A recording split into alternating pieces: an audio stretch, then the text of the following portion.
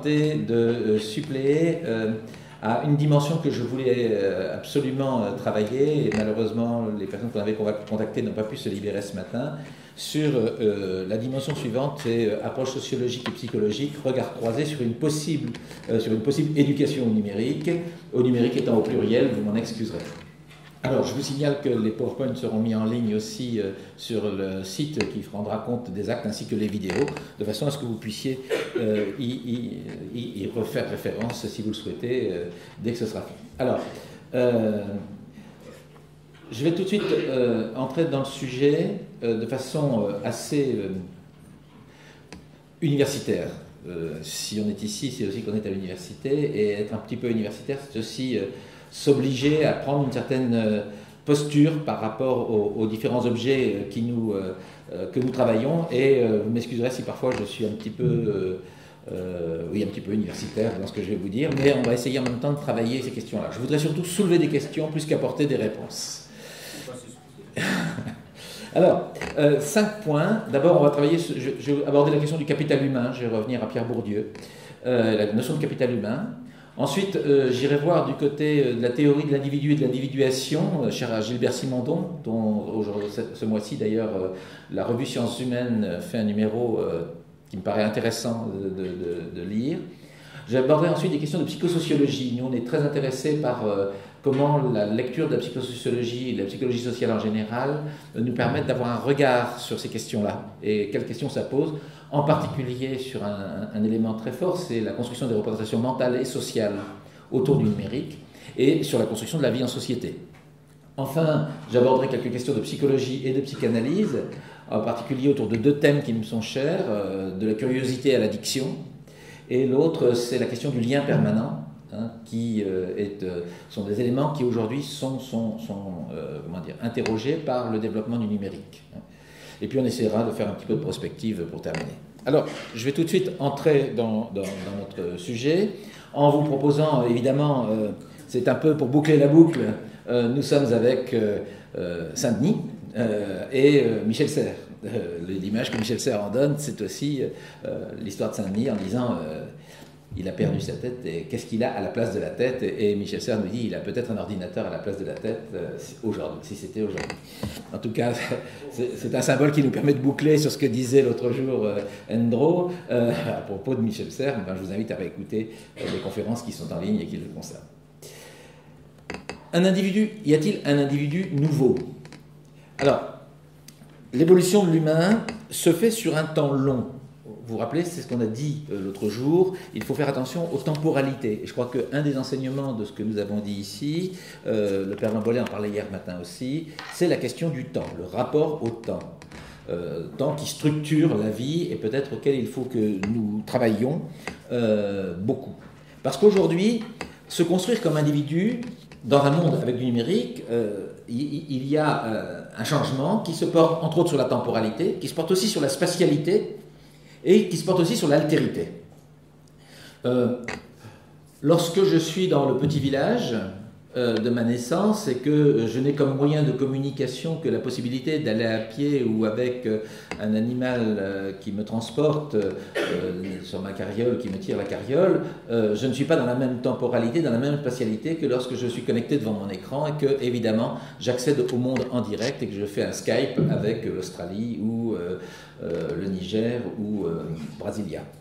Évidemment, c'est ce potentiel et inévitablement se construire comme individu dans ce cas-là est forcément un problème.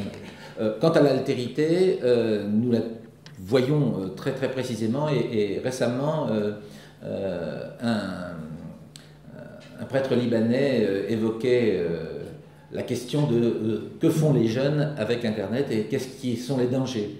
Et il disait, chez vous, les dangers, c'est un petit peu, alors il parlait du genre, il parlait des problèmes de communauté et autres, il dit, nous, notre problème, c'est l'extrémisme. Et il dit, dans un pays comme le Liban, aussi compliqué, pour ceux qui le connaissent, c'est évidemment la question de l'extrémisme est une question qui touche directement à la manière dont les jeunes s'approprient Internet, ce qu'ils en font. Et donc les difficultés qu'il y a. Et c'était évoqué récemment aussi ici à cette tribune sur le fait que l'image qui surgit en premier sur Internet, mais sur les médias en général, ce sont les images extrêmes et non pas les images ordinaires. Comme si la vie ordinaire n'avait pas droit de citer sur ces médias. Et donc l'autre existe quand il est extraordinaire, mais pas quand il est ordinaire. Et ça, c'est un vrai problème de la représentation de l'autre, de la surreprésentation de l'autre. Quand on a parlé un peu du buzz qui se fait sur Internet, c'est une vraie question. En tout cas, les médiations technologiques bousculent les médiations humaines et éducatives. Elles troublent le processus d'individuation. C'est-à-dire qu'avant d'individualiser, il faut s'individuer. Et la question de l'individuation aujourd'hui, par les médiations technologiques, chez les jeunes et les plus jeunes encore, comme le rapportait le travail de l'Académie des sciences sur le sujet, nous montre qu'il y a vraiment un travail à faire sur la compréhension de l'impact des médiations technologiques, et je vous renvoie à Daniel Peraya, entre autres, qui a fait un travail très intéressant là-dessus, parce que effectivement, aujourd'hui, devenir individu dans la société, c'est, vous savez, être individu, c'est pouvoir se séparer, pour être mieux uni après. C'est-à-dire se séparer pour se construire et se construire pour être unis. Et la difficulté, c'est justement qu'avec un certain nombre d'écrans qui nous montrent du monde une réalité qui n'est pas la réalité sensible, qui est une réalité reconstruite et en plus médiatisée par des technologies, évidemment, le processus d'individuation forcément change. Je vous renvoie aussi à Gilbert Simondon, bien évidemment, pour cette question. Alors, regardons quelques attitudes de jeunes et aussi d'adultes dans des dispositifs à gauche de vie quotidienne et à droite de dispositifs créatifs qui ont été présentés il y a quelques années ici sur Lyon. En tout cas, individuation, individualisation sont aujourd'hui des questions vives qu'il nous faut travailler, à mon avis, parce que, d'abord, la possibilité d'individuation est donc amplifiée par le numérique. C'est-à-dire qu'aujourd'hui, je peux très bien, quasiment, enfin, l'autre, qui était l'autre de proximité, qui est le foyer familial, qui est la proximité du quartier, est aujourd'hui évidemment amplifié parce que quand vous regardez un enfant de 2 ou 3 ans s'emparer du smartphone de ses parents ou de sa fratrie, et qu'il en joue, et que d'un seul coup, il s'aperçoit qu'à l'autre bout, il y a un oncle, une tante, un ami qui parle à travers Skype ou d'autres systèmes de visioconférence, évidemment, je suis qui et est-ce que je suis ici ou est-ce que je suis ailleurs? Question qui se repose d'ailleurs lorsque, en train de parler avec mes parents, d'un seul coup, le smartphone vibre et d'un seul coup, le parent s'en va ailleurs, tout en étant là, et il n'est plus là pour moi, mais il est là pour quelqu'un d'autre. Je suis qui dedans? Donc on voit bien que sur le plan psychologique et sur le plan de la construction de l'individu, il y a un vrai problème. Problème qui évidemment se reproduit sur le plan social. Alors, le renvoi à soi et à la construction de soi, alors on renvoie évidemment à Alain Ehrenberg, entre autres, qui a beaucoup travaillé cette question-là, sur le souci de la construction de soi. En tout cas, le renvoi à soi est un modèle sous-jacent à plusieurs approches que l'on voit aujourd'hui, des approches qui sont donc autant d'analyses de l'évolution de la place que prennent les technologies dans la société en général. En particulier avec la survalorisation de la réussite personnelle. Et évidemment, ça nous touche directement. C'est-à-dire que quand on déclare qu'en France, le système scolaire est un système de sélection par la concurrence et l'élimination, inévitablement, on se retrouve confronté à la question de « et quand on a un système aussi individualisant que le numérique le permet, est-ce qu'on va renforcer cela, dès lors qu'on l'introduit dans l'école, ou est-ce qu'on va lutter contre ou est-ce qu'on va, comment on va positionner l'un par rapport à l'autre? Le fait que l'enfant dans la classe, le jeune, vienne avec son smartphone ou dans l'amphithéâtre, vienne avec son ordinateur portable et reste connecté à l'extérieur, c'est une question qui se pose évidemment pour pouvoir se dire comment il se construit lui-même et comment il se construit par rapport aux autres. On retrouve le même processus que tout à l'heure. En tout cas, on voit aussi un basculement qui se fait dans beaucoup d'établissements, qui est un basculement qui va de l'individuation à l'individualisation et de l'individualisation à la différenciation. Car un des arguments le plus souvent entendus de l'arrivée aujourd'hui des tablettes dans les établissements scolaires, c'est, ça y est, pour la différenciation, ou d'un certain nombre d'autres systèmes d'ailleurs, dans la mesure où chaque élève a accès à quelque chose, je peux enfin différencier. Mais quel est le sens de la différenciation et quel sens nous lui permettons d'avoir justement dans cette question de concurrence, pas concurrence, collaboration, pas collaboration. Et effectivement, pour avoir diffusé un film récemment auprès de jeunes enseignants, un film où on montrait des élèves avec une tablette, ils étaient assez effrayés justement de voir que derrière la différenciation, finalement, il y avait une sorte de séparation imposée aux jeunes, et séparation qu'on retrouvait après ça dans le système concurrentiel, en disant mais finalement est-ce qu'il n'y a pas un travers qui pourrait être justement de renforcer au contraire ce système concurrentiel par des modalités d'individualisation très fortes liées au numérique. On avait repéré il y a plusieurs années une tendance fondamentale chez l'enseignant qui est la tendance au préceptorat, c'est-à-dire la volonté d'être seul avec l'élève pour être vraiment efficace. Vous savez, il faut réduire la taille des classes. La classe, comme on dit, la classe homogène, c'est la classe à un élève. Hein. Dès que vous avez 2 élèves, c'est hétérogène. Et encore avec un, des fois, c'est compliqué. Alors, enfin, l'individualisation, c'est le risque de la concurrence, c'est donc l'exposition de soi et la construction identitaire. Parce qu'il y a un autre problème qui se pose, c'est que le numérique entraîne aussi ce que disait Endro l'autre jour, disait... Descartes, je pense, donc je suis, et il dit aujourd'hui, c'est je parle, je dis, donc je suis. Eh bien, aujourd'hui, c'est la question de l'exposition de soi comme moyen d'existence. Si vous vous promenez un petit peu sur Internet, et en particulier sur les réseaux sociaux, regardez comment la popularité des gens est acquise non pas par la pertinence de ce qu'ils disent, mais par la quantité de ce qu'ils disent sur un nombre d'espaces multiples. Il faut être en même temps sur Twitter, en même temps. Ils ne disent pas forcément grand-chose d'ailleurs, mais ils le disent. Et donc, ils existent auprès des autres. Ils ne sont peut-être pas, mais ils existent en tout cas. Et du coup, la construction identitaire, aujourd'hui, passe probablement davantage par le fait d'exister auprès des autres, par l'image que je donne de moi-même, que parce que je suis fondamentalement. Faisant oublier, d'ailleurs, je pense à la thèse de Stéphane Viau, faisant oublier peut-être que parfois il y a de l'humain derrière toutes ces technologies, ce que Stéphane Viau semblait un peu contester. Excusez-moi, je vais passer là. Voilà. Le capital humain maintenant. Nous allons parler du capital humain. Vous savez que c'est la thèse de Bourdieu. Et la thèse de Bourdieu, il faut la distinguer en 4, il faut la décliner en 4 parties que je vais montrer, pour lesquelles je vais montrer comment elles sont impactées par le numérique. Alors d'abord, le capital économique. Le capital humain se constitue du capital économique, les moyens économiques des individus pour l'accès au numérique, c'est une première chose. Et le deuxième, c'est la place dans l'économie du numérique.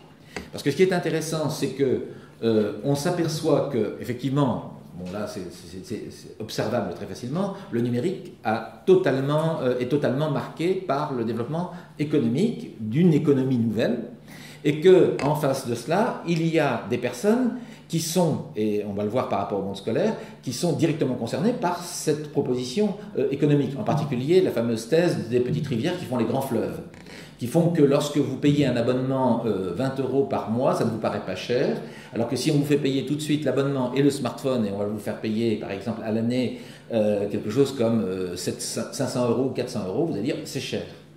Et cette façon de faire a permis, depuis maintenant une quinzaine d'années, d'introduire les technologies très facilement, parce que la dépense technologique est peu douloureuse. Et si vous regardez les statistiques de l'INSEE sur la part prise par l'information communication dans le budget des foyers, vous apercevez que ça a augmenté de façon extraordinairement grande, ça s'est multiplié par 6 en 30 ans, alors que donc d'autres éléments du budget du foyer ont diminué. Donc on a bien une économie du numérique, de l'information communication dans la vie quotidienne qui touche aussi bien le particulier, qui s'est équipé très massivement en particulier depuis 2000, que globalement dans l'économie globale. On le sait, il suffit de regarder les places de marché, comment elles fonctionnent pour s'en apercevoir. Donc capital économique qui touche aussi bien la société que les individus. Deuxième élément, le capital culturel, et en particulier sur le plan cognitif, l'évolution des connaissances individuelles et collectives. Point des besoins de détailler, notre recteur en a parlé tout à l'heure par rapport à la découverte en physique, mais aussi en biologie, dans les recherches contemporaine. Je crois qu'il y a extrêmement peu de recherches, fussent-elles en sciences humaines, qui peuvent s'abstenir d'utiliser le numérique, ne serait-ce que les logiciels de lexicométrie ou d'analyse de texte qui permettent de tirer d'un certain nombre de déclarations des éléments statistiques forts, allant jusqu'évidemment jusqu'aux outils qui permettent de voir le monde à travers le numérique. Prenons ce qui se passe au CERN à Genève, par exemple, pour s'en rendre compte. la représentation de la réalité à travers son passage par la technologie.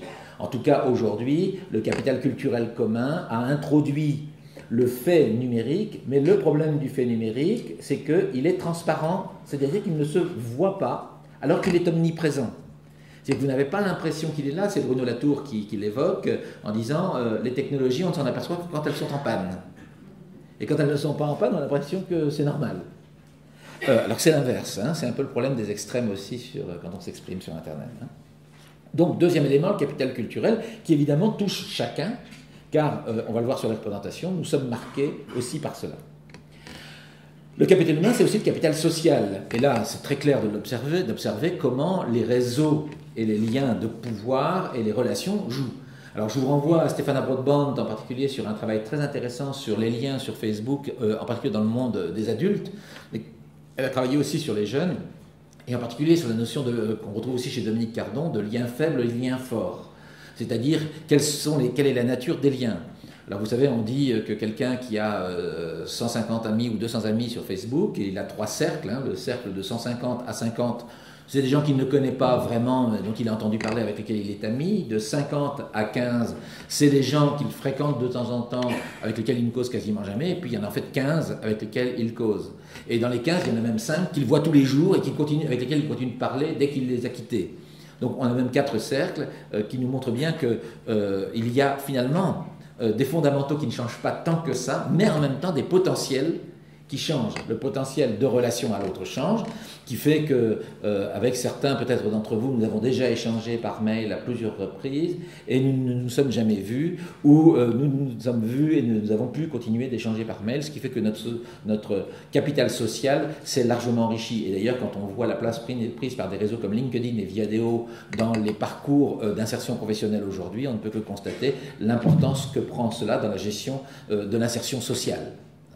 D'ailleurs, ce n'est pas pour rien qu'autour des pôles emploi et autres, il y a un travail important fait sur ces questions-là. Et puis enfin, il y a le capital symbolique. Hein. Le capital symbolique, c'est les croyances, c'est les convictions, c'est l'engagement, et qui sont amplifiés par le numérique. Amplifiés par le numérique, et je reviens à mon problème de l'extrémisme de tout à l'heure, c'est-à-dire que nous avons sur Internet... on l'avait traditionnellement par les médias de masse, mais les médias de masse avaient une particularité, c'est qu'il y avait un entonnoir qui était ceux qui pilotaient les médias de masse. Et donc cet entonnoir pouvait permettre de dire, ben oui, mais c'est à force de nous dire ce qu'il faut voir, on finit par ne voir que ce qu'on nous montre, ce que disent les médias de flux. Mais le problème avec les médias interactifs, c'est qu'on a l'impression que la réalité est plus réelle parce que d'autres disent la même chose que vous. Vous savez, la fameuse preuve par les pairs. Hein. Si tout le monde croit, alors c'est sûrement que c'est vrai. Hein, vous connaissez Paris-Pascal, etc. Donc, il y a bien cette question-là qui revient à la surface et qui fait que, prenez l'exemple des théories du complot. Hein, la théorie du complot est quelque chose d'absolument épouvantable, et lorsqu'elle buzz sur Internet, ça devient quelque chose qui, évidemment, fait traîner de poudre et demande une vigilance extrêmement importante, d'abord pour l'adulte, pour l'éducateur, puis ensuite évidemment pour le jeune. Nous sommes, nous aussi, tous victimes de cela, et nous avons énormément de mal à nous en sortir. Hein. Après, vu à la télé, ça sera vu sur Internet, hein, on y est déjà. Alors, une petite analogie entre la salle de classe et ce que font les managers s'ils prennent le train. Alors aujourd'hui, on remplace parce que vous savez, on a beaucoup critiqué l'ordinateur, comme quoi ça séparait les gens, mais certains ont pensé que les journaux aussi séparaient les gens. Les gens lisaient leur journal individuellement. En fait, nous sommes dans une sorte de comportement, un petit peu une représentation sociale, et une représentation sociale du monde scolaire. Vous savez, on parle de la forme scolaire, cher à Guy Vincent, chercheur à Lyon, qui avait publié des documents très intéressants sur le sujet. Nous avons une forme scolaire qui équivaut, d'ailleurs, qui est assez ressemblante à une forme sociale adulte, d'un monde d'individus. Et je reprends un peu la question tout à l'heure de la concurrence, et comment le numérique peut renforcer ou pas. Alors, il n'y a pas besoin du numérique pour le renforcer, mais en tout cas, le numérique le renforce. Il y a une autre photo que je ne vous ai pas montrée, qui montre un amphithéâtre d'université, où tous les étudiants ont un ordinateur, et le professeur ne voit que ce que vous voyez là. Alors, passons maintenant aux représentations sociales, et à la question posée par tous les spécialistes des représentations sociales, que ce soit Abric, Moscovici, Jodelet, etc. Alors d'abord, les représentations sociales sur la construction des connaissances. Hein, les représentations sociales touchent à la construction des connaissances. Alors, du mental au social, il y a l'élargissement du numérique. C'est-à-dire que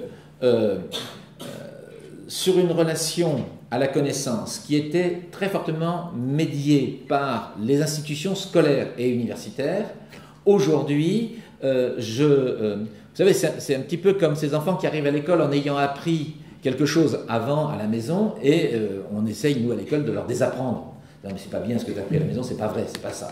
Et là, non seulement ils ne l'ont pas appris à la maison, mais ils l'ont appris sur Internet, ils l'ont appris par les réseaux. Et donc, ils se construisent des représentations mentales beaucoup plus puissantes, parfois beaucoup plus lourdes. Et comment construire ensemble un apprentissage des connaissances dans un monde dans lequel les représentations mentales et les représentations sociales, car Internet et les réseaux sociaux favorisent la construction de représentations sociales lourdes, inévitablement, ça pose un énorme problème pour l'éducation. Deuxième élément, la construction identitaire, en particulier avec ce que j'appelle moi l'indétermination territoriale. Si vous voulez, c'est la question de est-ce que je suis de ce pays? De quel pays suis-je aujourd'hui? L'ensemble de nos politiques nous parlent de la nation, de l'État, et aujourd'hui, quelle est la perception que j'ai lorsque je suis enfant de ces choses-là? Et donc, l'indétermination territoriale, mais elle se joue même au niveau de la famille. Quand on voit, si on prend un peu ce que disent pas mal de travaux de sociologues sur les mouvements qui accompagnent le numérique, par exemple l'évolution de la famille depuis 50 ans, eh bien inévitablement, la famille aussi a vu remettre en cause la notion de territoire, par d'abord sa réduction et ensuite son éclatement.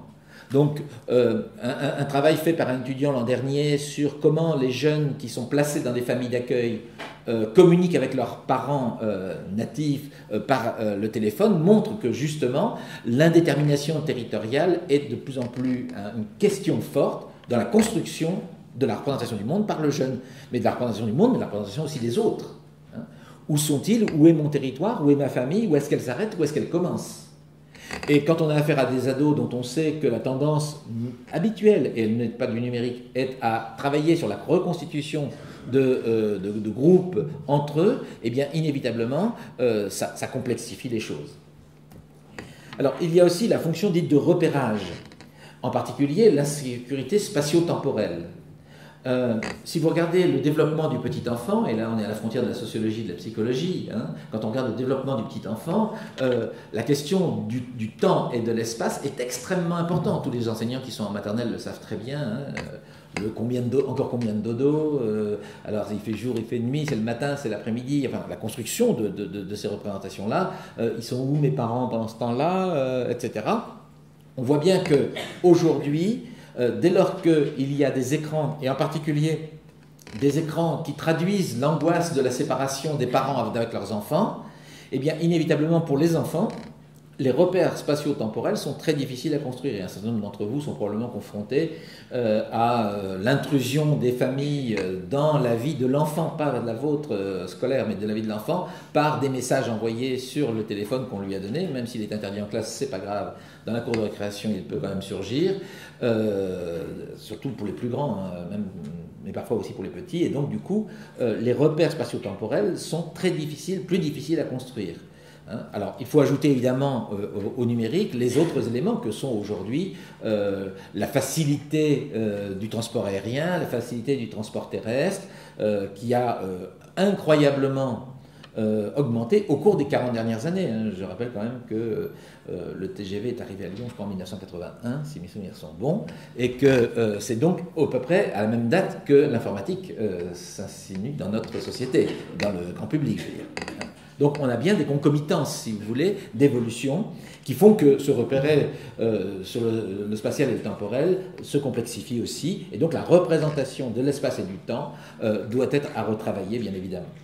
Et puis il y a la question de la justification, c'est-à-dire, c'est une autre question dans la construction des représentations sociales, c'est celle de la recherche de confortation de ces positions.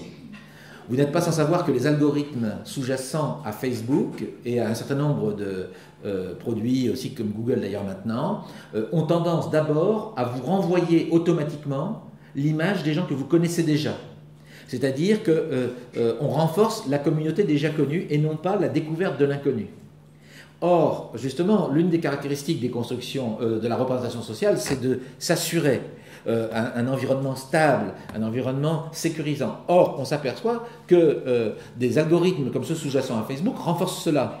Vous n'avez peut-être pas fait attention, c'est lorsque vous allez sur votre mur d'actualité et vous avez la liste de ce qui arrive et vous n'avez peut-être pas observé qu'il y a un petit onglet en haut à droite de cette liste qui vous fait choisir entre l'ordre choisi par Facebook et l'ordre antéchronologique. Et si vous prenez l'ordre choisi par Facebook et vous analysez ce qui se passe après, demandez à Dominique Cardon qui l'explique parfaitement bien, eh bien vous apercevez qu'on vous montre en premier ce que vous voyez déjà. C'est-à-dire que les amis que vous avez, on va vous envoyer les informations qu'ils envoient. Ceux que vous voyez très rarement, on ne vous les enverra pas. Il faudra que vous alliez les chercher. Alors si vous prenez l'antéchronologique, eh bien vous avez simplement l'ordre d'arrivée. D'accord ? Dans les deux cas, on ne voit pas grand-chose, c'est qu'on voit les 3 derniers. Hein. Prenez Twitter aussi, vous voyez les 10 derniers. Il faut vraiment s'accrocher pour suivre un fil Twitter, surtout quand on a quand on suit de nombreuses personnes. Et donc, du coup, on en vient à comment je conforte mes positions, comment je justifie ce que je suis à partir de ces réseaux. Et donc, finalement, ces réseaux gagnent en popularité parce que justement, ils nous facilitent ce travail. En nous faisant croire qu'au contraire, on est dans le grand espace. Hein. Je ne vous parle pas des moteurs de recherche qui sont contournés par les gens qui vendent, qui veulent absolument vous ferrer, bien évidemment, mais ça vous le savez tous.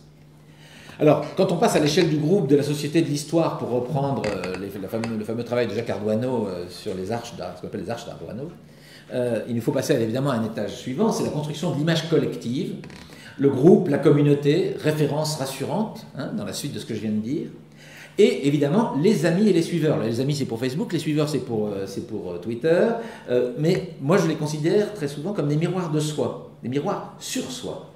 C'est-à-dire que finalement, regarde qui sont tes amis, regarde qui sont tes suiveurs, on saura qui tu es. Regarde ce que disent tes amis, regarde ce que disent les suiveurs, et on verra finalement quelle est ton identité. Et on voit bien que là se créent finalement des communautés d'appartenance qui ne sont pas forcément des communautés voulues, ce n'est pas le réseau que je choisis, mais c'est le réseau qui s'impose à moi par les technologies. Hein, sur Facebook, on vous demande si vous voulez être votre ami, sur Twitter, on vous impose, on vous dit machin vous suit. C'est une différence qui est fondamentale dans la constitution d'un réseau. Il y a évidemment la construction de la société, territoire et frontières en reconstruction. Là, vous voyez bien qu'en ce moment, depuis maintenant de nombreuses années, mais ça s'est fortement accentué, la question des frontières est une question qui est de plus en plus difficile à travailler, tant les échanges sont nombreux, prenons les programmes Erasmus, prenons tous ces programmes d'échange qu'il y a entre élèves de tous les pays, et on voit bien que là-dessus le numérique vient accentuer, que n'importe quel professeur de langue aujourd'hui, n'importe quel établissement scolaire passe des partenariats avec des établissements scolaires à l'autre bout du monde, et là le numérique vient évidemment logiquement amplifier cela et rendre possible évidemment de nouvelles territorialisations de l'espace de réflexion des élèves. Ce qui est très enrichissant, dans la mesure où ça ouvre l'esprit, mais ce qui peut être aussi extrêmement dangereux, dans la mesure où qui suis-je ici ? Et donc il nous faut vraiment interroger le rapport au moi ici et maintenant, et le moi dans ce monde sans frontières, a priori. On verra qu'il y en a d'autres, mais c'est malheureusement un peu plus compliqué. Et puis, il y a une question qui se pose, que j'aime bien poser, parce qu'on ne se rend pas compte, quand vous parlez des historiens, et en particulier les historiens du temps présent, que provoquent les nouvelles technologies pour l'histoire, pour la fabrication de l'histoire. L'histoire est en train de se numériser. Et j'ai donné 3 éléments de la mutation en cours pour les historiens. D'abord, il y a la trace. Vous savez qu'on n'a jamais autant généré de traces que maintenant. Or, les pauvres historiens, je les plains. Pour travailler sur des traces d'activité d'élèves utilisant des technologies, quand on vous dit ça fait 200 000 traces par mois qu'il faut analyser tout simplement pour une dizaine de classes qui utilisent l'ordinateur, vous vous dites, l'historien, dans 50 ans, s'il se retrouve avec des millions, on arrive au big data, au fameux big data. La mémoire, la question de la mémoire, on a évoqué la vie et la mort l'autre jour dans un débat, avant-hier ou hier, effectivement c'est avant-hier, la mémoire dépasse même l'espace de la vie et de la mort. Ma mémoire, la mémoire que je constitue, parce que les traces que je dépose sur Internet, les traces volontaires que je dépose, elles restent bien au-delà, donc je partage ma mémoire. Je partage ma mémoire avec les autres, et les autres me partagent leur mémoire. Et puis il y a le témoin. le témoin, et là c'est une question très importante par rapport à comment sommes-nous acteurs de l'histoire à travers le numérique. Et quand on dit aux élèves, quand on dit à des enseignants et aux élèves, il faut produire sur Internet, on produit quoi? On produit un témoignage, et je pense à ce que fait Pierre Rosanvallon en ce moment sur un site qui permet à chacun de raconter son histoire. Eh bien effectivement, on est dans la notion de témoignage de la vie. Alors l'autre problème qui se pose, c'est évidemment le témoin dans d'autres situations. Et prenez l'exemple, nous étions l'autre jour en visioconférence avec des jeunes qui veulent venir faire des études en France et qui étaient à Alep, en Syrie. Et c'est assez impressionnant de se dire qu'on a des témoins qui sont in situ à un moment donné d'une activité et qui en même temps sont en même temps ailleurs témoins d'autres choses qu'ils cherchent à vivre aussi. Et donc c'est assez troublant de se dire mais témoins de quoi? Témoins de quoi? Témoins de quelle vie? Et finalement le témoignage devient extrêmement compliqué à gérer et je pense que les historiens vont avoir pas mal de soucis. Ils en ont déjà, il y a eu tout un travail qui a déjà été fait, mais les historiens du temps présent vont être en grande difficulté. Alors, évidemment, je vais avancer assez vite pour terminer cet exposé, si vous voulez bien, sur, évidemment, ce qui se passait il fut un temps et ce qui se passe maintenant, entre la classe que vous voyez en haut à gauche et ce téléphone portable. Nous avons une mutation et un petit film qui est présent sur le site Curiosphère, qui était tourné au Puy-en-Velay, vous expliquerez bien comment les élèves savent parfaitement déjouer les pièges des règlements intérieurs de nos établissements scolaires pour faire vivre leur addiction, leur dépendance, leur avoir. Alors, de la curiosité à l'addiction. Si vous avez vu le petit film en ligne qu'a fait Sir Ken Robinson, il nous dit que globalement, l'école fait perdre la curiosité, fait perdre l'imagination. Lui, sa thèse, c'est ça. C'est assez spectaculaire d'ailleurs dans son passage. En tout cas, une question importante, c'est quid de la curiosité aujourd'hui dans nos établissements scolaires? A-t-on le droit d'être curieux dans notre scolaire? Au vu de ce que certains universitaires disent lorsqu'ils récupèrent les élèves à la sortie de l'école, ils disent en gros il faut à peu près 3 ans pour qu'ils deviennent un petit peu curieux. Et encore c'est pas sûr. 3 ans c'est L1, L2, L3 et un master il commence à être un peu curieux. Alors je suis un peu critique volontairement en disant cela, mais c'est vrai que l'école a tendance à former, voire formater un mode d'apprentissage qui, évidemment, n'est pas forcément en lien, en rapport en tout cas, avec les modalités très ouvertes qu'offrent aujourd'hui les moyens numériques. En tout cas, un enfant qui naît a un besoin humain de maîtrise de l'environnement et désormais, son environnement, il est peuplé de numérique. Donc, quand un enfant vient au monde, il s'empare du monde et dans ce monde, il y a des objets numériques. Et il va en jouer très rapidement. C'est d'ailleurs pour ça qu'on parle de... moi, je ne parle pas de génération Y, parce qu'évidemment, c'est quelque chose qui me paraît stupide, mais en tout cas, ce qui est intéressant, c'est de se dire, quand on est avec, de toute façon, c'est déjà là. Et il est évident que le déjà là et le nouveau ne se perçoivent pas de la même façon. Mais en même temps, le déjà là fait que c'est quelque chose d'ordinaire, c'est pas quelque chose d'exceptionnel. Et c'est là où il nous faut vraiment observer ce qui se passe. Le remplacement de la curiosité initiale, et là je vais aller un peu sur la psychanalyse, qu'on qualifierait de période orale. Vous savez, c'est la période où on dit l'enfant veut manger le monde, et donc il met tout dans sa bouche. D'accord ? C'est remplacé par la découverte de la norme scolaire qu'on voit très bien, très fortement à l'œuvre dans la période dite de latence. Et ça met en cause, en gros, la fin du primaire et le début du collège, en gros jusqu'à la classe de 5e.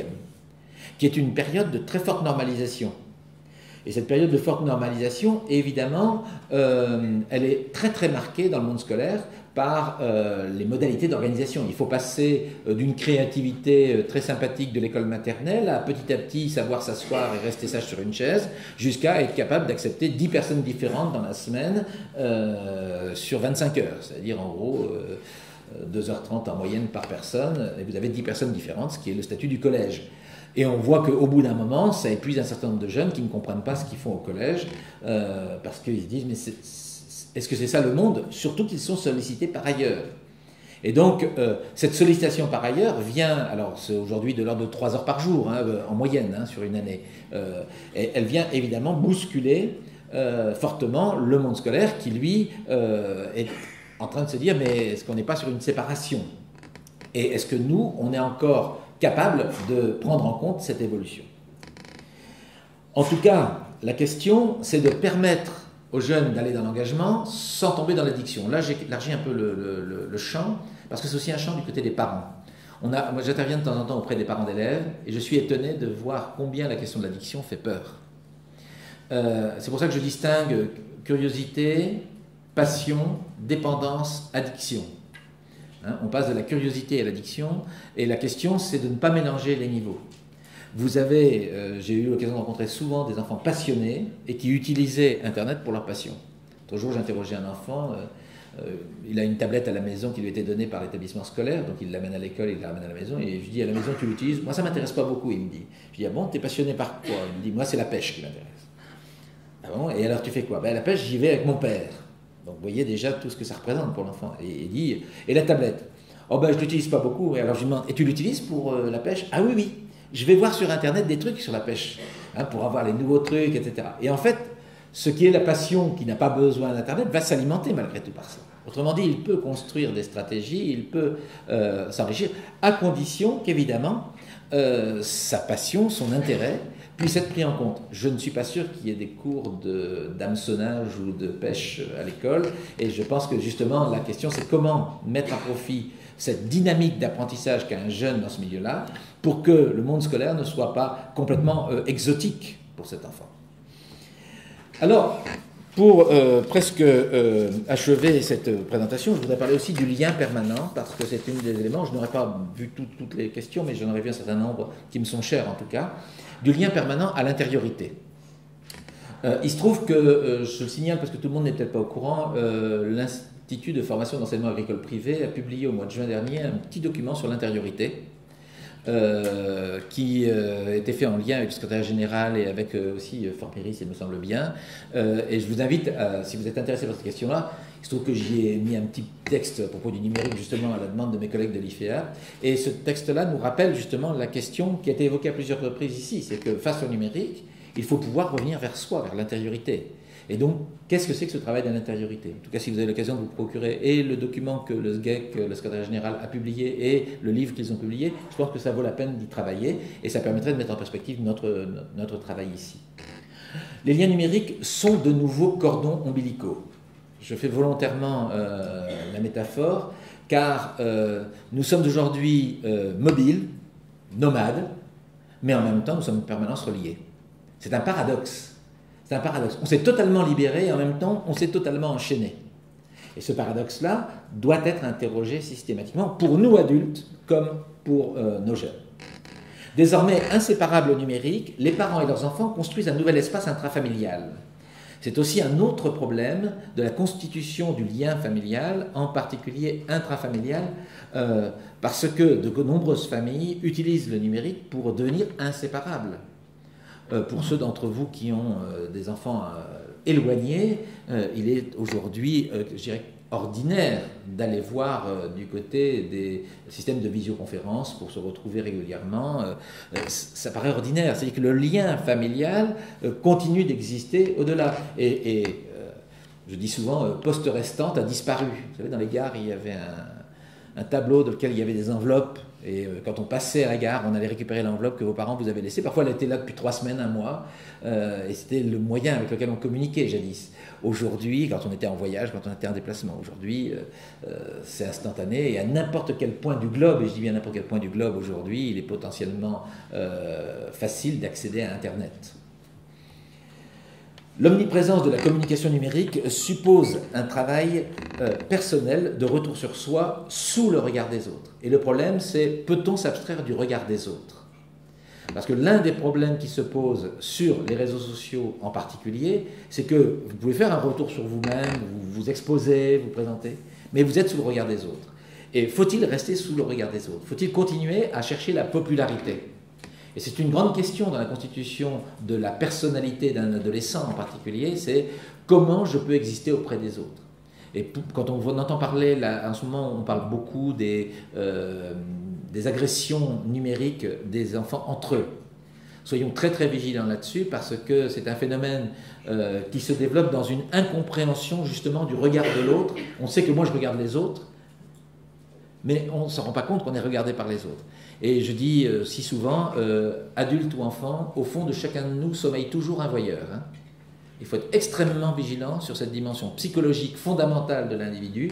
C'est j'aime bien savoir quelque chose sur l'autre que l'autre ne sait pas que je sais. Prenez un conseil de classe et vous vous en rendrez compte. Quelques éléments de prospective pour terminer, si vous voulez. Je vais vous proposer d'abord de parler très rapidement des neurosciences plutôt.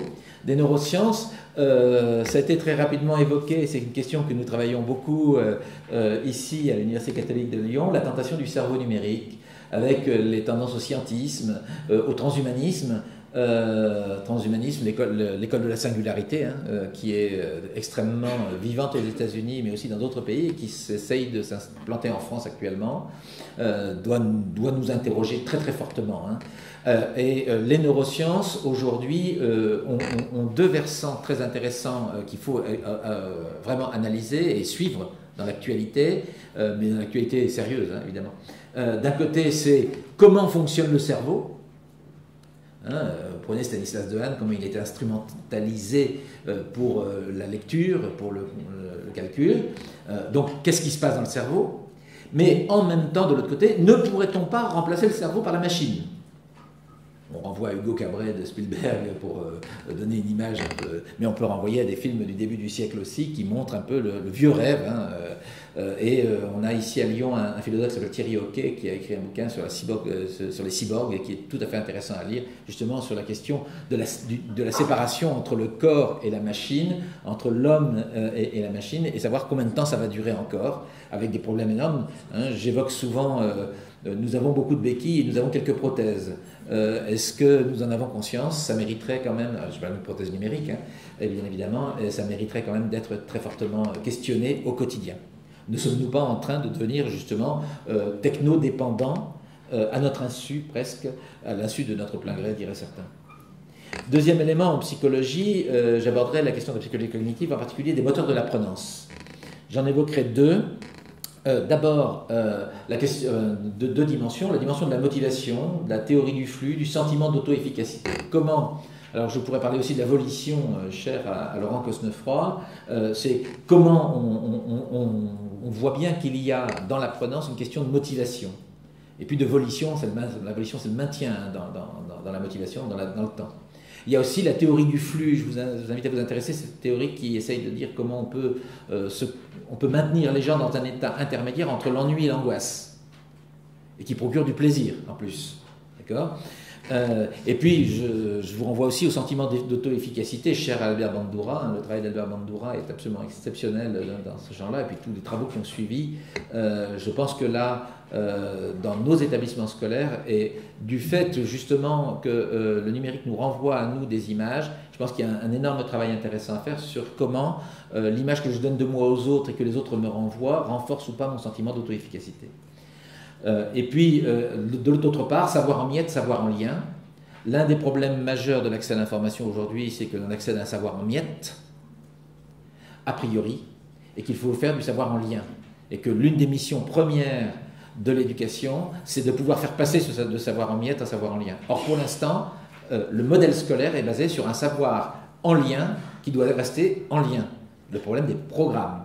Or, nous avons devant nous des élèves qui sont sur des savoirs en miettes, mais aussi des adultes, et pour lesquels parfois on dit ben non, tu les mets de côté et toi tu prends ce qui est en lien. Les programmes, les manuels scolaires, etc., etc.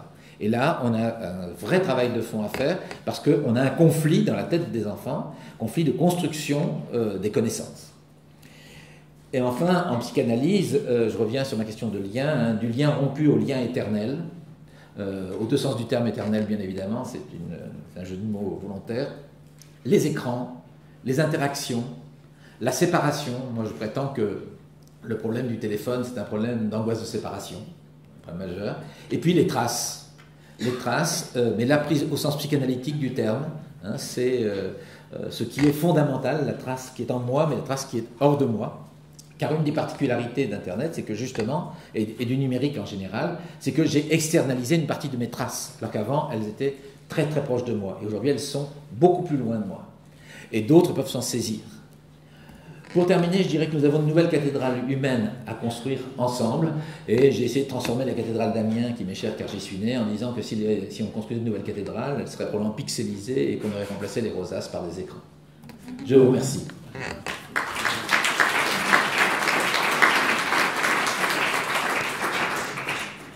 Peut-être une ou deux questions si vous le souhaitez, une ou deux témoignages ou remarques, si quelqu'un souhaite. Oui. Oui, sans problème, celle-là.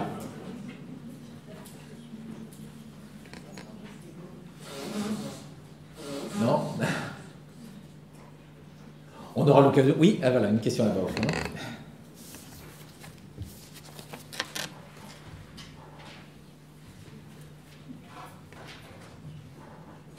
J'ai trouvé votre exposé d'une clarté redoutable, et comme vous l'avez dit en entrée, vous posez des questions. Et on a là un tableau synthétique, et plutôt pas mal boutiqué, de toutes les questions. Je pense que les uns et les autres, on a de façon plus ou moins formelle, moins théorisée. Et donc on a plein de questions. Et comme vous dites, quelle cathédrale humaine construire à partir de là? On part à l'aventure complète, avec des craintes énormes, des enthousiasmes délirants. On est tout à fait démunis. Finalement, est-ce qu'il ne faut pas, à travers toutes ces questions, aller ou retrouver quelques fondamentaux éthiques qui permettent de piloter un peu notre action, nos actions concrètement dans les établissements scolaires? Alors, je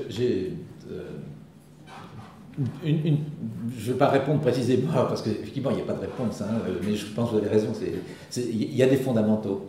Mais d'abord, j'en posais deux fondamentaux. Le premier, c'est un fondamental individuel. Nous sommes tous faibles. Nous avons tous un potentiel de faiblesse, c'est-à-dire de succomber à la tentation, pour prendre à nouveau ce... Parce que, effectivement, nous sommes piégés. Et donc, premier fondamental, c'est c'est pour ça que je dis souvent, regardons-nous nous-mêmes. Donc je dois faire un travail de retour sur moi, adulte, avant de faire le retour sur l'autre, en disant, ah, les jeunes, non, et moi. Donc premier fondamental, c'est d'abord dans la façon dont moi, j'accepte de me situer et de comprendre comment je me situe. Ça, c'est un premier fondamental. Le deuxième fondamental, c'est un fondamental, évidemment, qui est logique, qui est collectif. C'est-à-dire que le monde actuel a amplifié une dimension qu'on retrouve aujourd'hui un peu partout. Il y a eu beaucoup d'écrits d'ailleurs dans les 10 dernières années là-dessus, en particulier autour du numérique en éducation, c'est la dimension collaborative. Je vais prendre plus tout simplement ce qu'on appelle la confrontation. La confrontation, alors on va l'appeler socio-cognitive, sociale. Je crois que le deuxième fondamental, c'est qu'il nous faut retravailler les interactions, et je reprendrai juste un point qui est assez ancien, et je reviendrai à Pierre Bourdieu. Pierre Bourdieu dénonçait la spectacularisation du débat, la dichotomisation des questionnements, la binarisation, et il disait il faut reprendre le temps, prendre le temps de la pensée longue, de l'écriture longue, et ça ne peut pas se faire seul. Ça se fait seul, mais ça se fait surtout en collaboration. C'est-à-dire qu'il faut s'engager dans des échanges plutôt longs, et des échanges qui vont permettre petit à petit de travailler non pas seul, mais dans l'interaction avec les autres. Pour pouvoir, parce qu'aujourd'hui, les autres sont bien plus nombreux qu'avant. Et donc j'ai une chance extraordinaire. C'est-à-dire que je peux avoir par exemple des points de vue culturellement totalement différents, avec des gens qui ont un vécu personnel très très différent, et du coup ça devient enrichissant.